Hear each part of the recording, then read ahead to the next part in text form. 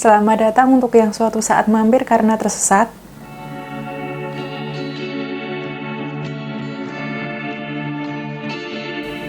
Oke, Dunia Ana adalah karya Jostein Gaarder. Novel ini diterbitkan oleh penerbit Mizan pada November 2014 dan diterjemahkan oleh Irwan Syahrir. Novel ini alurnya campuran. Saat ini tahun 2082, pembaca akan mengikuti cerita dari sudut pandang Nova. Kemudian ada flashback, pembaca akan mengikuti cerita dari sudut pandang Ana, nenek buyut Nova. Selain hubungan darah antar keduanya tentu saja, mereka juga terhubung karena apa yang dilakukan Ana pada masa lalu berdampak kepada Nova di masa sekarang. Diceritakan pada tahun 2082, iguana, rusa, antilop, dan jerapah punah.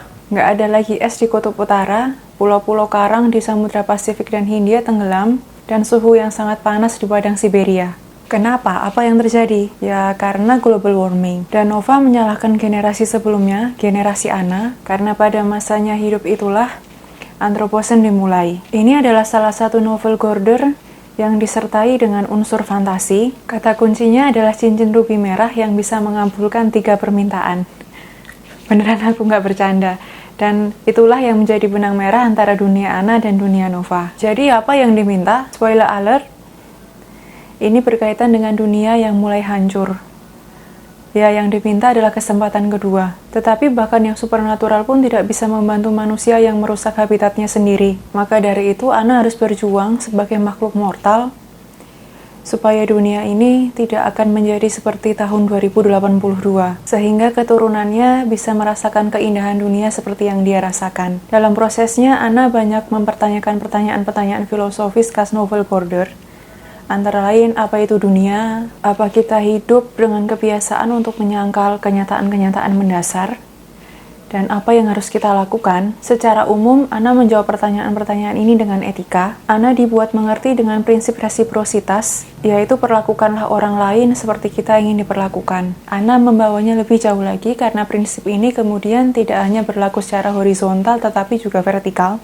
Maksudnya yaitu antar generasi. Suatu saat generasi ini akan diadili oleh generasi penerus. Dan kalau generasi ini lupa memikirkan generasi masa depan, mereka tidak akan lupa dengan perbuatan generasi Anthropocene ini. Dan itu jelas bukan kenangan yang baik. Menurutku sendiri, novel Dunia Ana ini bisa dilihat dari kacamata filsafat sejarah spekulatif dengan gerak spiralnya. Ini adalah sintesis dari gerak sejarah siklus dan linear.